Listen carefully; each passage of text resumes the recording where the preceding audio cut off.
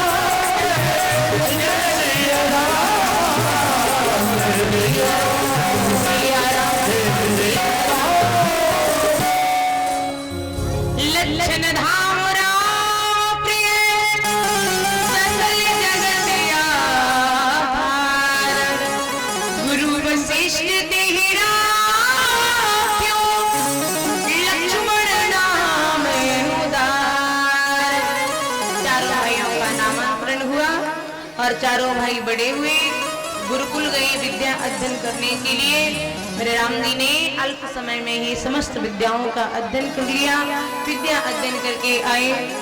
आज महाराज विश्वामित्र जी आए, राम और लक्ष्मण को मांग करके ले गए। मेरे राम जी सरकार ने ताड़का इत्यादि राक्षसी और राक्षसों का कल्याण किया और भगवान मुनि का यज्ञ पूर्ण कराते हुए जनकपुर पहुंच गए। वहां जाकर के प्रभु ने जो धनुष रखा था, मेरे राम ने धनुष को तोड़ दिया और धनुष को तोड़ करके जानकी जी से ब्याह कर लिया।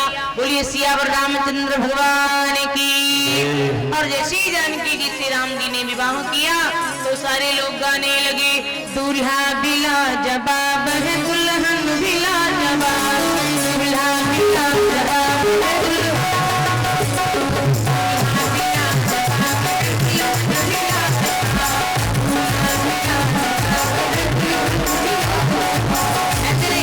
दोनों हाथ। अच्छा किस किस के पास में हाथ है? कौन अपने साथ लेकर आए हैं? जो लोग अपने हाथ अपने घर में रख के आए वो हाथ ना उठाएं। जो अपने हाथ अपने साथ लाए हैं जरा दोनों हाथ ऊपर करके बताएं कि हम लेकर आए। सब लोग लेके आए ना? तो सब दूल्हा भी लाजवाब है।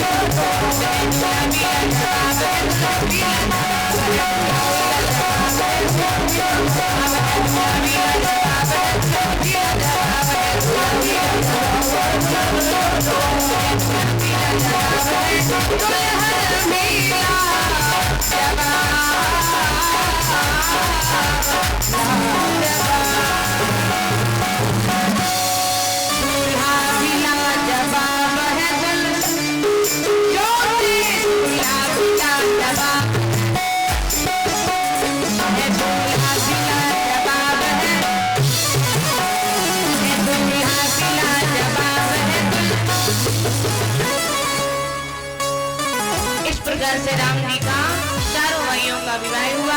राम जी अयोध्या आए, राम जी का वनवास हुआ। राम जी ने केवट आदि भक्तों का कल्याण किया और मेरे राम जी सरकार वनवास पधारे। राम जी का वनवास हुआ। महाराज उधर जाकर मेरे प्रभु ने रावण इत्यादि राक्षसों का कल्याण कर दिया और लंका का राजा विभीषण को बनाया और राम जी अयोध्या लौट करके आए। राम जी अयोध्या आए तो राम जी का प्रथम तिलक वशिष्ठ मुनि कीना, पुण्य सब विप्रन आयुष दीना। राम जी का तिलक हो गया। बोलिए राम राजा सरकार की। राम जी को राजा बना दिया गया। राम जैसा कोई राजा ना देखा मेरे राम जैसा, राम जैसा कोई। अब तो घर की याद आ रही है ना। देखो भैया और मैया चकाचक भंडारो तो पानो ही है। खूब 8 बजे तक कथा सुनो, का परेशानी, रोटी तो बनानी नहीं है। बोलो रोटी बनानी है, देखो खाओ और खूब पत्ता करके ले जाओ।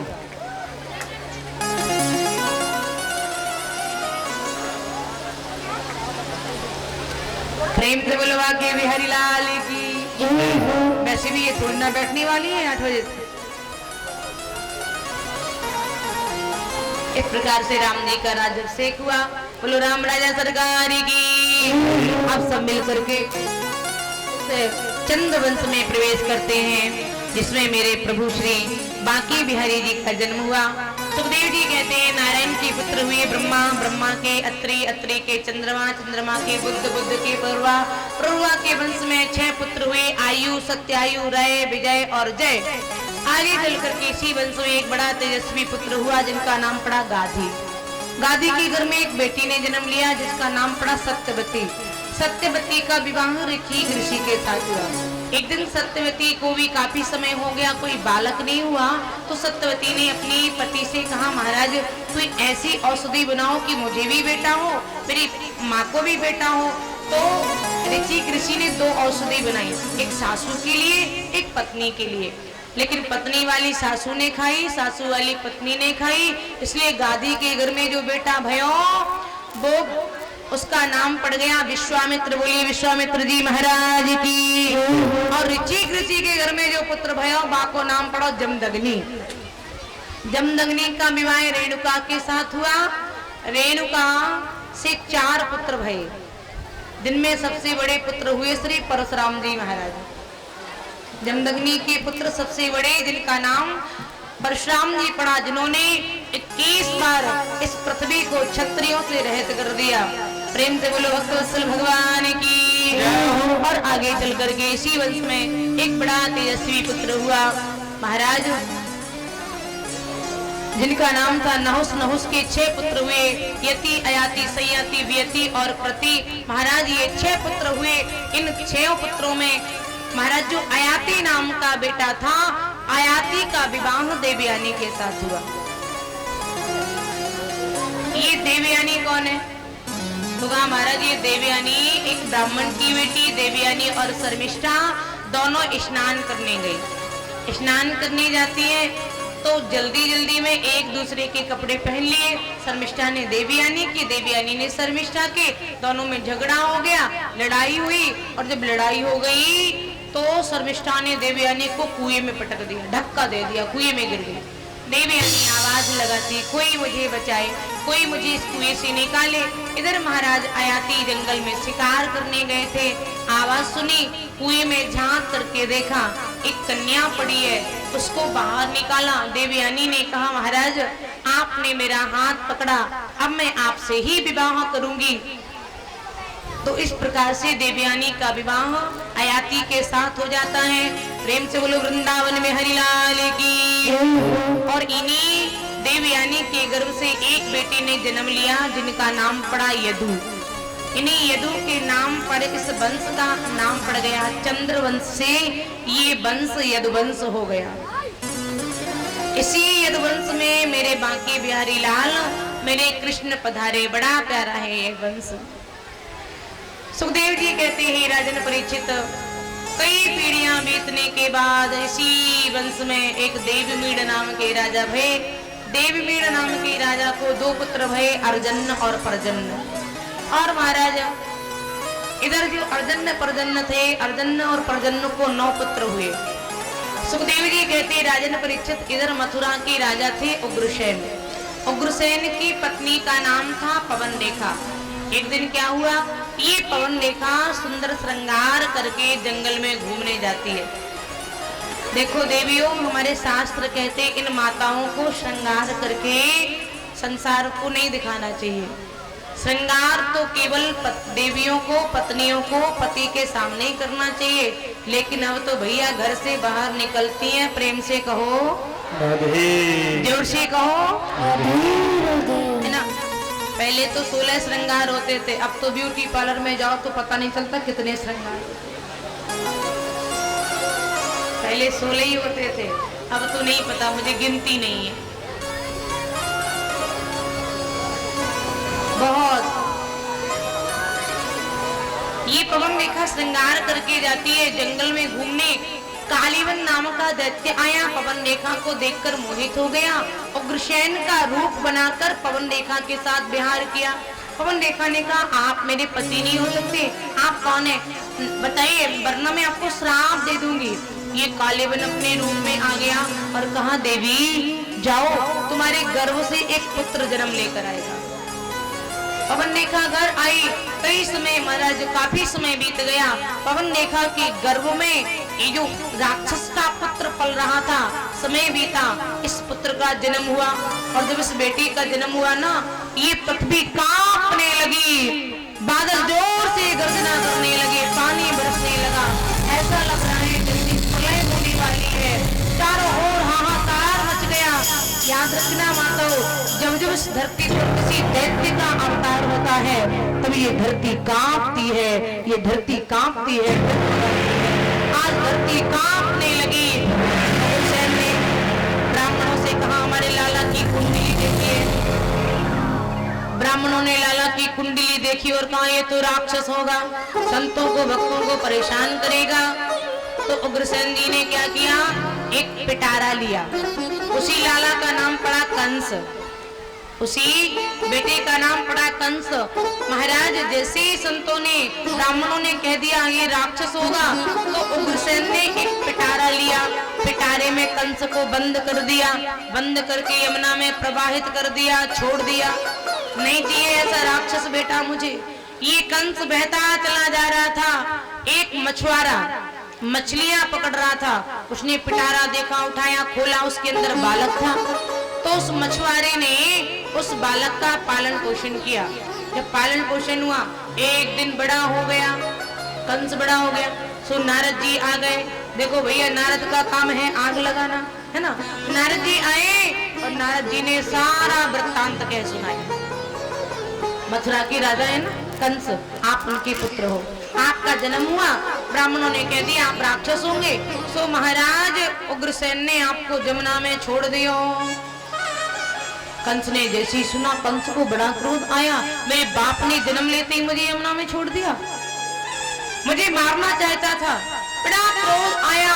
अब तो ये कंस अगासुर, बकासुर, सप्तासुर, तृणावृत आदि राक्षसों को लेकर पहुंच गया, उग्रसेन पर चढ़ाई कर दी, उग्रसेन को बंदी बना के जेल में डाल दिया, स्वयं मथुरा का राजा बन करके बैठ गया।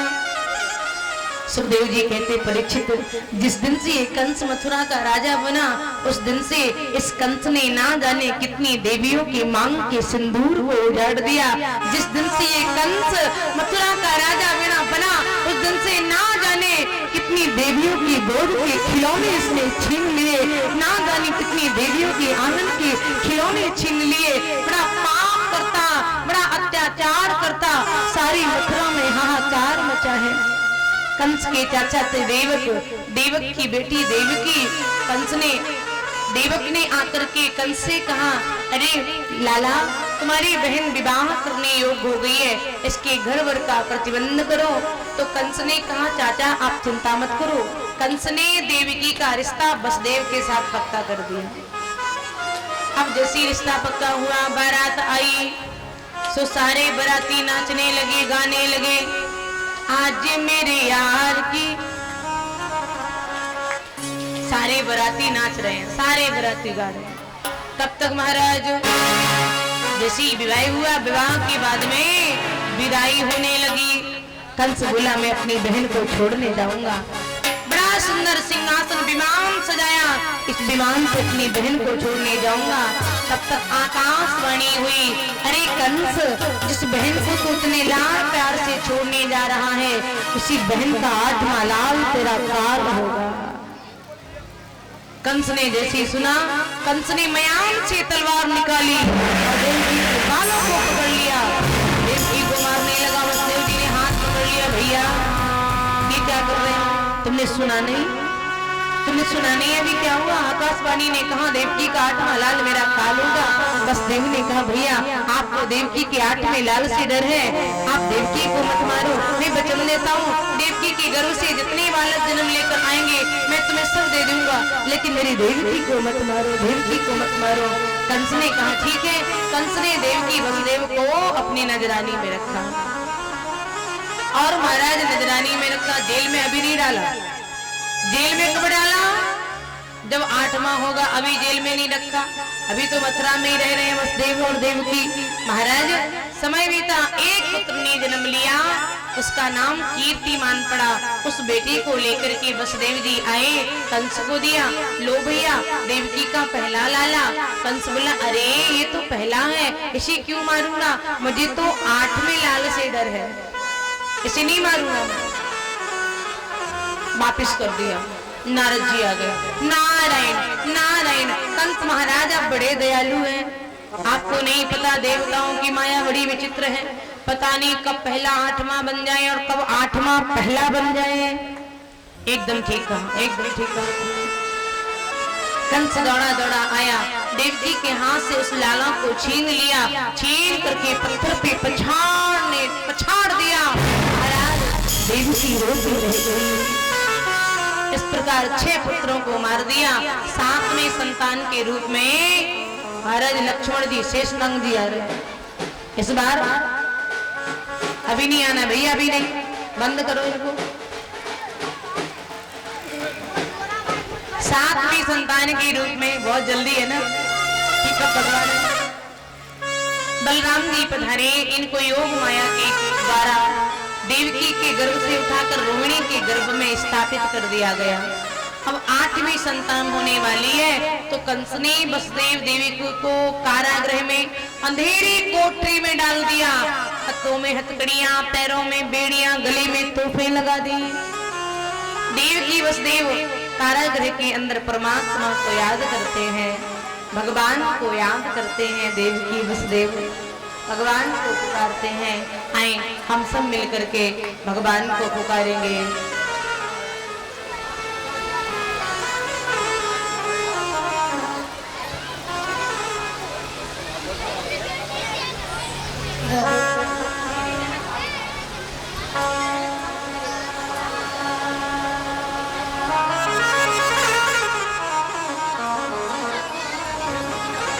आज देवकी मैया भगवान को याद करती है।